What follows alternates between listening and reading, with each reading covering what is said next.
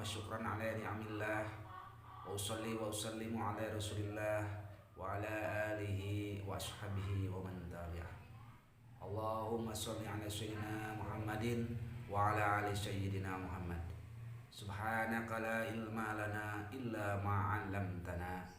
Shadaqallahul adzim wa shadaqa rasulullahu nabiyil karim wa nahnu ala dzalika minasyahidin wa syakirin walhamdulillahi rabbil alamin. Puji syukur kita panjatkan kehadirat Allah Subhanahu wa taala yang mana karena kudrat dan iradatnya alhamdulillah wa syukurillah kita semua masih dapat menikmati segala fasilitas yang ada di muka bumi ini. Juga tidak lupa sholawat beserta salam semoga senantiasa terlimpah curahkan kepada baginda alam Nabi besar Muhammad Rasulullah sallallahu alaihi wasallam. Tidak lupa kepada keluarganya, kepada para sahabatnya, kepada para tabi'in sampai kepada kita semua, terutama kita yang hadir pada kesempatan ini tercatat tertulis ada dalam daftaran yang akan mendapatkan syafaat nanti di yaumil qiyamah. Amin ya Allah ya rabbal alamin. Hadirin rahimakumullah dimanapun Anda berada, pada kesempatan ini kita akan membahas satu dari sekian yang membatalkan puasa. Mana batal puasa itu? Yaitu lubang-lubang yang ada pada diri kita termasuki oleh sesuatu. Yang mana lubang itu? Lubang yang ada dalam diri kita itu ada 5 lubang. 1 lubang mulut, 2 lubang hidung, 3 lubang telinga, 4 lubang depan, 5 lubang belakang. Yang mana apabila 5 lubang tersebut termasuki atau kemasukan sesuatu, maka puasanya menjadi batal. Kita urutkan satu-satu. Lubang yang pertama adalah mulut. Ketika mulut kita termasuki sesuatu, kemudian sesuatu tersebut kita telan dengan sengaja, maka puasanya menjadi batal. Karena apa? Karena masuk tenggorokan. Akan tetapi kalau tidak lewat tenggorokan, tidak tertelan, itu tidak batal. Sebagai contoh seperti ini, kita kan ludah, di mulut ada ludah, pasti akan tertelan kalau kita tidak bisa menjaganya. Apakah itu batal? Belum tentu batal, tapi bisa juga batal.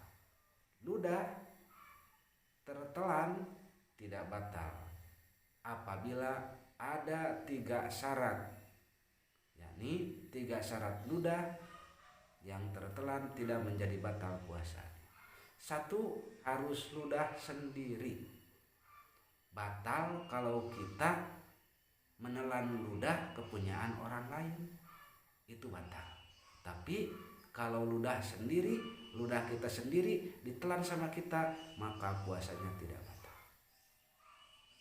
Yang kedua, ludahnya harus masih di dalam mulut. Apabila ludahnya sudah keluar dari mulut dan kita telan, itu akan menjadikan batal puasanya. Sebagai contoh seperti ini, kita mulai bangun tidur, kemudian meludah lagi,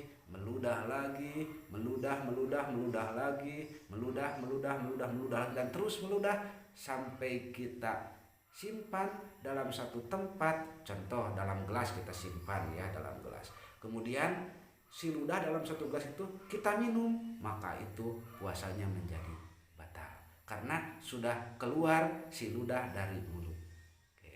Kedua.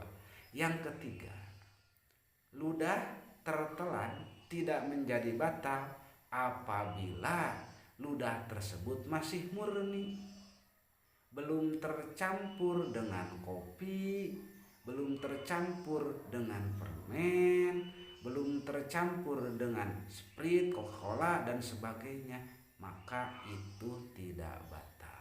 Namun apabila sudah tercampur, maka ludah itu pun akan menjadi batal ketika masuk ke dalam mulut kita, ke dalam rongga mulut kita. Hadirin dimanapun saja Anda berada, lubang yang kedua yaitu lubang hidung. Kita semua punya hidung, ada lubangnya. Sampai mana sih batasnya apabila sesuatu masuk ke lubang hidung menjadi batal?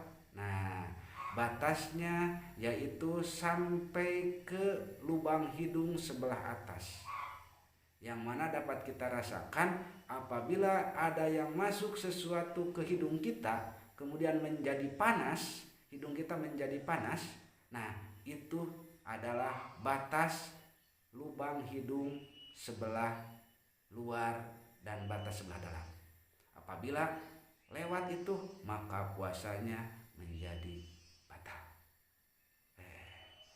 Kemudian yang ketiga, lubang yang ketiga yaitu lubang telinga. Kita punya lubang telinga dua, karena telinganya juga dua, satu yang kiri dan satu yang kanan. Semuanya ada lubangnya. Dari mana sih batasannya? Sampai mana batasan lubang telinga? Nah, batasan lubang telinga yaitu batasan ketika jari kita, terutama jari ini yang paling kecil nih, jari kelingking, kita masukkan ke dalam telinga. Nah, itu perbatasan sampai notok, perbatasan lubang telinga sebelah luar. Sampai manapun kita rojokan, nah kita masukkan, tapi kelingkingnya masih masuk, itu batasan luar. Tetapi apabila sudah memakai alat seperti cotton bud, bulu ayam, bulu itik, bulu entok dan sebagainya, kita rorek-rorek ke sini sampai ke dalam, nah itu menjadi batal puasanya. Jadi batasan lubang telinga itu sampai masuknya atau sampai notok habis apabila jari kelingking kita dimasukkan ke telinga. Baru 3. Yang keempat yaitu lubang sebelah depan. Dalam artian tempat kita membuang air kecil. Apabila termasuki atau dimasuki sesuatu maka puasanya akan menjadi batal. Dan mohon maaf, terutama untuk perempuan, apabila habis kencing bersiwak, nah mohon diurut, nah jangan sampai masuk si jarinya, tapi dengan telapak tangan ini, nah, dengan telapak tangan kita gosok gitu. Nah, dengan ini dijamin tidak akan masuk lubang yang paling lubang depan kepunyaan istri. Ditekan kuat pun tidak akan masuk lubang. Tapi kalau ketika dimasukkan satu, nih sedikit dimasukkan, kita digosok kemudian dimasukkan, nah ini batal ya, batal puasa karena masuk sesuatu terhadap lubang depan, terutama yang sangat rawan itu istri ya, ketika bersiwak setelah kencing, setelah buang air kecil. Laki-laki pun sama. Laki-laki apabila kemaluannya dipegang kemudian dimasukkan airnya masuk ke dalam, nah itu juga batal. Nah, batal puasa. Dan kemudian yang terakhir, yang kelima, lubang yang terakhir ketika dimasukkan sesuatu akan batal puasanya yaitu lubang bagian belakang yang disebut dubur ya, atau tempat keluarnya berak, tempat BAB, buang air besar. Sama itu juga ketika dimasuki dengan apapun itu akan menjadi batal. Itulah hadirin dimanapun Anda berada, lubang-lubang yang ada pada diri kita yang apabila termasuki sesuatu akan menjadi batal. Ada 5 lubang. Lubang yang pertama lubang mulut, kemudian lubang hidung, kemudian lubang telinga, kemudian lubang depan, dan lubang belakang. Itu tempat buang air besar. Apabila lebih dari itu maka tidak akan batal. Seperti contoh apa? Meneteskan obat mata, tetes tidak batal. Kemudian masukkan obat jeksi lewat kulit tidak batal. Nah, seperti itu. Cukuplah 5 lubang yang apabila kemasukan itu menjadi batal. Sekian dan terima kasih.